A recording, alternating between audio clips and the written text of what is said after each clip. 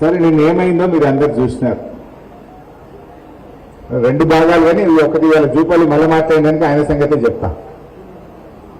నిన్న జూపల్లి కృష్ణారావు గారు మన కేటీఆర్ గారు మాట్లాడితే 11 గంటలకు తెలంగాణ భవన్ వస్తున్నా చూసుకుందాం, నేను చెప్పింది తప్పైతే అక్కడే రాజీనామా చేసిపోతా అని డైలాగ్ కొట్టిండా.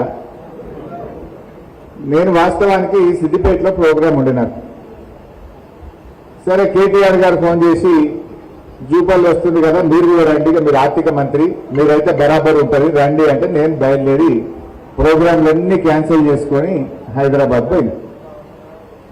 జూపల్లి 11 బజే వస్తాడు కదా, నేను 10 బజేకి పోయి కూర్చున్నా. ఇక వస్తాడేమో మంచిగా సాల్వా కప్పి బోకే ఇచ్చి మంచిగా మాట్లాడదామని కూర్చున్నాం. వచ్చిందా మరి? రాలేదు. చెప్పుడేమో సవాలేమో నేనే తెలంగాణ భవన్కి వస్తా అన్నాడు. మరి ధైర్యం జాలినట్టుంది. తోక ముడిచిండు. నేను భవన్కి రాను, అసెంబ్లీ ముంగట అమరవీర స్తూపం కాడు ఉంటే గిడికే రాండ్రి అన్నాడు. సరే నువ్వు మాట మార్చినావు, తోక ముడిచినావు, కానీ మేమెందుకు పోతాం? మంచిదని బయలుదేరాను. నేను ఇక బయట మంచిది వస్తున్న గన్ పార్కు కానీ బయలుదేరితే పోలీసు వాళ్ళని అడ్డం పెట్టి అరెస్ట్ చేసి నన్ను తీసుకుపోయి పోలీస్ స్టేషన్లో పెట్టారు. ఆ పోలీస్ స్టేషన్లోకి వెళ్ళి కూడా మళ్ళీ మీడియా సాక్షిగా జూపల్లికి కుర్చేసిన, మంచిగా స్టిక్కర్ అక్కేసిన, జూపల్లి రమ్మంటివి నీ పోలీసు వాళ్ళని అడ్డం పెట్టి ఆపి మరి వీడికే రా పోలీస్ స్టేషన్లో మాట్లాడుకుందాం, నీ పోలీసులే కదా, నీ గవర్నమెంటే కదా, దమ్మంటికి రా అని చెప్పిన. వచ్చిందా? రాలే. అంటే రాకుండా మళ్ళీ ఇప్పుడు ఒక ఉత్తరం రాసింది. ఆ ఉత్తరం రాసి నాకు వాట్సాప్లో పెట్టిండు ఫోన్లో. చదివిన కూర్చొని గదే చదువుతుంటే అప్పటి నుంచి ఆ ఉత్తరం చదివిన. ఇక ఆ ఉత్తరం ఏందో, ఆ కథ ఏందో, ఆయన సంగతి ఏందో ఒక్కసారి మీ ముగ్గురు చెప్దామని అనుకుంటున్నా. ఇక సరే నిన్నేమైందో మీకు తెలుసు. ఆయన పూటకో సవాలు, రోజుకో అడ్రస్. మొదలేమో నేనే భవన్కి వస్తున్నా అన్నాడు, మళ్ళీ ఏమో లేదు అమరవీర స్తూపం అన్నాడు, మళ్ళీ ఇప్పుడేమో సోమాజిగూడ ప్రెస్ క్లబ్ అంటుంది. అంటే పూటకో సవాలు, రోజుకో అడ్రస్ లెక్క ఉంది ఇలా ఆ జూపల్లి కృష్ణారావు సంగతి. సరే ఆ జూపల్లి కృష్ణారావు మొదలేమో కేటీఆర్ రా, నువ్వు హరీష్ రావు రా అన్నాడు. మేము వచ్చిన మీద ఏంటో నేనేమన్నాడు, నువ్వు ఇలా కేసీఆర్ రావాలి అన్నాడు. మేము వచ్చిన మీద ఏంటో కేసీఆర్ రావాలన్నాడు. మళ్ళీ ఇప్పుడు మళ్ళీ మాట మార్చుతున్నాడు. ఇవన్నీ ఇంకో మాట అన్నాడు నిన్న, నేను చాలా సీనియర్, 5 ముఖ్యమంత్రుల దగ్గర పనిచేసిన, ఈ కేసీఆర్ హరీష్ రావు కేటీఆర్ హరీష్ రావు వస్తానా, నేను రాను కేసీఆర్ వస్తానే వస్తాను తప్పించాడు. అంటే ధైర్యం జారలే. 5 దగ్గర పనిచేసిన నేను చాలా సీనియర్ మంత్రి అన్నాడు. నీ సీనియర్ కథ ఏందో, నీ కథ ఏందో ఇప్పుడు చెప్తా. ఇక ఉత్తరం రాసింది, నాకు ఉత్తరం వాట్సాప్లో వచ్చింది. ఆ ఉత్తరంలో ఏం చెప్పిందంటే, కాంగ్రెస్ గవర్నమెంట్ వచ్చిన ఇన్ని రోజుల పాటు ఆయన చాలా సీనియర్ మంత్రి, 5 దగ్గర పనిచేసాడు. మొత్తం కాంగ్రెస్ ప్రభుత్వం ఏర్పడిన నాటి నుంచి ఇవాళటి వరకు కాంగ్రెస్ గవర్నమెంట్ చేసిన అప్పు 1,77,058 కోట్లు అని చెప్పిండు. జూపల్లి ఉత్తరం చూపిపోయి నాకు రాసింది ఇవాళ. ఇది జూపల్లి నాకు రాసిన ఉత్తరం. డిసెంబర్ నుంచి 2026 జూన్ వరకు కాంగ్రెస్ ప్రభుత్వం కొత్తగా తీసుకున్న అప్పుల విలువ 1,77,058 కోట్లు మాత్రమే. సరే అదే కాలంలో బీఆర్ఎస్ ప్రభుత్వం చేసిన అప్పులు అసలు కలిపి 2,681 కట్టినా అన్నాడు. ఇది జూపల్లి ఉత్తరం, నాకు వాట్సాప్లో ఉన్న ఉత్తరమే. ఇప్పుడు అది పంపించి స్క్రీన్ మీద పెట్టినా. ఎంత అప్పు చేసిందంటే కాంగ్రెస్ ఎంత 1,77,058 కోట్లు అని జూపల్లి నాకు ఇవాళ ఇప్పుడు రాసిన ఉత్తరం. ఇప్పుడే నా ఫోన్లో ఉన్నది, ఆ ఫోన్లోకి వెళ్ళి తీసి పెట్టినా. ఇక నేను రిజర్వ్ బ్యాంక్ ఆఫ్ ఇండియా, రాష్ట్ర ప్రభుత్వం చాలా రకాల అప్పులు చేసింది. టీజీఐసీ అప్పు చేసింది, హెచ్ఎండిఎల్ అప్పు చేసింది, భూములు అమ్మింది, సివిల్ సప్లైస్ కార్పొరేషన్ లో తెచ్చింది, ట్రాన్స్కోలో తెచ్చింది, డిస్కామ్ లో తెచ్చింది. అవన్నీ లెక్క తీస్తే 4.5 लाख करोड़ అవుతుంది. కానీ అఫీషియల్ గా రిజర్వ్ బ్యాంక్ ఆఫ్ ఇండియా నుంచి తెచ్చిన అప్పులు ఒక్కసారి చూపిస్తే అది చూపి బాబు. అంటే రాష్ట్ర ప్రభుత్వం రిజర్వ్ బ్యాంక్ ఆఫ్ ఇండియా నుంచి ఏ రోజు ఎన్ని అప్పులు తెచ్చింది జర పెద్దగా చేసి కింది కానీ పైకి పోతా ఉందాం. ఏ రోజు డైలీ డేట్ వైజ్ తెచ్చినాయి. ఇక జర పెద్దగా అవుతుందా? స్క్రీన్ పెద్దగా అయితే కాదా? ఓకే.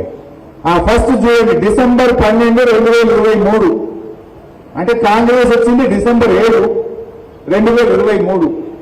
డిసెంబర్ 12, 2023 నాడు 500 కోట్లు. డిసెంబర్ 19, 2023 నాడు 500. ఇది పైకనిగా అట్లా ఒక్కొక్క డేట్ మొత్తం తెచ్చుకుంటూ లాస్ట్ అప్పు ఎప్పుడు తెచ్చింది? జూన్ 30, 2026. ఇవాళ ఎంత డేటు? జూలై 3 తారీఖు. లాస్ట్ అప్పు ఎప్పుడు తెచ్చిందంటే జూన్ 30, 2026 నాడు 2000 కోట్ల అప్పు తెచ్చిండు. అది 175వసారి రిజర్వ్ బ్యాంక్ ఆఫ్ ఇండియాలో తెచ్చిన FRBM అప్పు. మొత్తం పూర్తి ఎంత ఏమవుతుందా? 1,86,067 కోట్లు.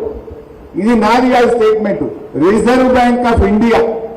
మీరెవ్వరు పోయి గూగుల్లో పెట్టినా తెలంగాణ ప్రభుత్వం తెచ్చిన అప్పు రిజర్వ్ బ్యాంక్ ఆఫ్ ఇండియా ద్వారా FRBM అప్పు ఎంత అని గూగుల్ అడిగినా, reserve bank of India website పోయి చూసినా ఎంతుంది అప్పు?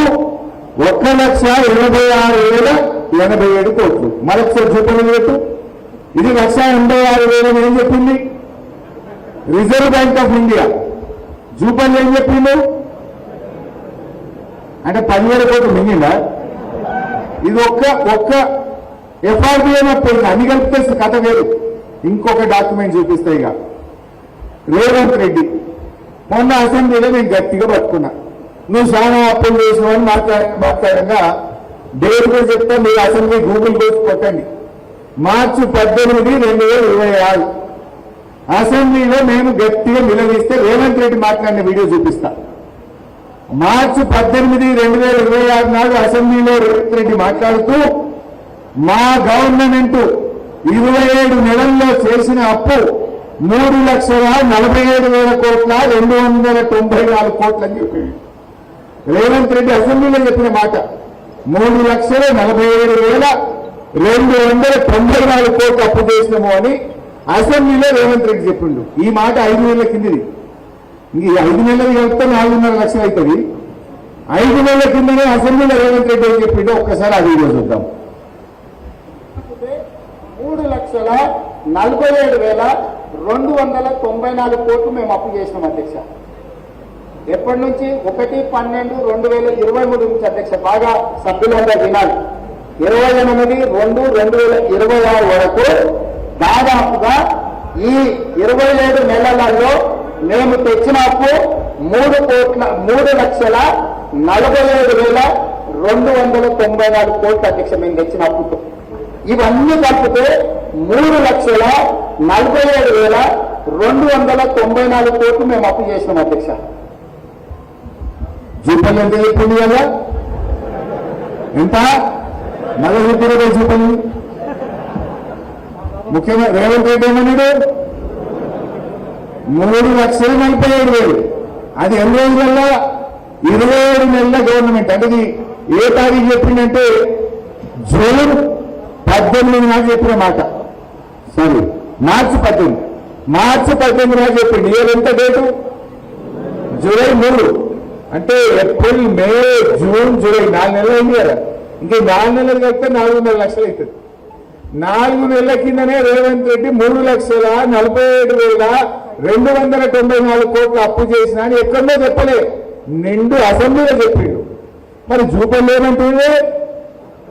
1,77,058 కోట్లు. ఇప్పుడు ఎవరిని కరెక్టు? రేవంత్ రెడ్డి కరెక్టా? జూపల్ రెడ్డి కరెక్టా? మీ రిజర్వ్ బ్యాంక్ ఆఫ్ ఇండియా పే 1,86,000 ఉంది. అన్ని కలిపితే 3,47,000 చేసిన అని రేవంత్ రెడ్డి చెప్పిండు. జూపల్ ఏమన్నాడు? అంటే ఇప్పుడు ఎవరు రాజీనామా చేయాలి? ఎవరు చేయాలి రాజీనామా? పాలమూరు బిడ్డలైతే, పౌరుషం ఉంటే, సీను నెత్తులుంటే తక్షణమే రాజీనామా చేస్తారు జూపల్లి.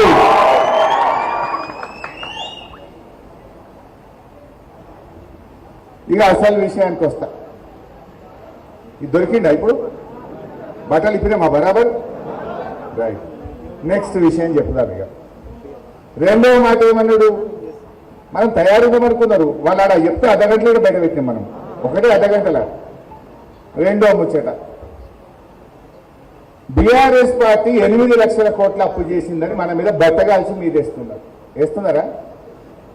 అప్పుడేమో అసెంబ్లీ ఎన్నికల ముందు బట్టి విక్రమార్క ఏమన్నాడు, కాంగ్రెస్ పార్టీకి 100 ఏళ్ల చరిత్ర ఉన్నది, అరే గిన్ని గ్యారంటీలు చెప్తున్నారు మీరు, 4,000 పింఛన్ అంటున్నారు, మహిళలకు 2,500 అంటున్నారు, 15,000 రైతు బంధు అంటున్నారు, గింతగానే చెప్తున్నారు, ఎట్లయితే ఈ పైసలు ఉంటాయా అని ఎవరో విలేకరు అడిగాడు. అడిగితే బట్టి గారు ఏమన్నాడు, అరే మాది 100 ఏళ్ల చరిత్ర కాంగ్రెస్ పార్టీని, పైసలు ఎట్లా సంపాదించాలో మాకు తెలుసు, ప్రజలకు ఎట్లా ఇవ్వాలో మాకు తెలుసు అని డైలాగ్ కొట్టినప్పుడు. ఇప్పుడేమంటారు, చెయ్యశాతగాక నడపశాతగాక అబద్ధాలు చెప్పి 8 లక్షల కోట్ల అప్పని తప్పించుకునే ప్రయత్నం చేస్తున్నారు. నేను గీడ మాట్లాడు బీఆర్ఎస్ కార్యకర్తల మధ్య మాట్లాడు కాదు, నిండు అసెంబ్లీలో మిస్టర్ జూపల్లి నువ్వు కాదు, నీ ఆర్థిక మంత్రిని నీ ముఖ్యమంత్రిని కూర్చోబెట్టి అసెంబ్లీ సాక్షిగా మిమ్మల్ని కలుగు పారేసిన. నువ్వేందో చర్చ అంటున్నావు, గీడేని చర్చ. అసెంబ్లీలో మాట్లాడినా నిన్ను, నీ ముఖ్యమంత్రిని, నీ ఉప ముఖ్యమంత్రిని, ఆర్థిక మంత్రిని, మొత్తం నీ క్యాబినెట్ ను, నీ కాంగ్రెస్ పార్టీ ఎమ్మెల్యేలను కూర్చోబెట్టి నిండు అసెంబ్లీలోనే బీఆర్ఎస్ పార్టీ ఎఫ్ఆర్బిఎం కింద, కార్పొరేషన్ల కింద అన్ని రకాలుగా రాష్ట్ర ప్రభుత్వం కట్టాల్సిన అప్పు అంత కలిపి 4,17,000 కోట్లు మాత్రమే. తప్పైతే ఇక్కడే చెప్పండి, మాట్లాడదాం, నేను రెడీ అని లెక్కలన్నీ కూడా పూసగుచ్చినట్టు అసెంబ్లీలో చెప్పిన. అసెంబ్లీలో చెప్తే ఒక్కళ్ళు ఎవరే తలకాయలు కిందికేసుకున్నారు. అరే ఇప్పటికన్నా 7 లక్షలు 8 లక్షలని అడ్డగోలు కూతలు బయలుదేరి, నేను అసెంబ్లీలో మిమ్మల్ని కూర్చోబెట్టి ఇక్కడనే లెక్క చెప్తున్నా. కార్పొరేషన్ అప్పులు, ప్రభుత్వం తెచ్చిన అప్పులు, రాష్ట్ర ప్రభుత్వం కట్టాల్సిన అన్ని కలిపి 4,17 అని నిండు అసెంబ్లీలో చెప్పిన.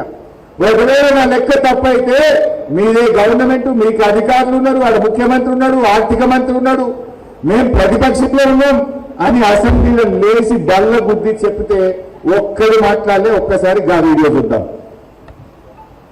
ప్రభుత్వ 10 ఏళ్ల కాలంలో రాష్ట్ర ప్రభుత్వం కట్టే అప్పు మేము చేసింది కేవలం 4,17,000 కోట్లు మాత్రమే, including FRBM loan, Kaleshwaram loan, mission Bhagiratha loan, కార్పొరేషన్లు అప్పు తీసుకొని రాష్ట్ర ప్రభుత్వం కట్టేది కూడా కలుపుకొని 4,17,000 మాత్రమే.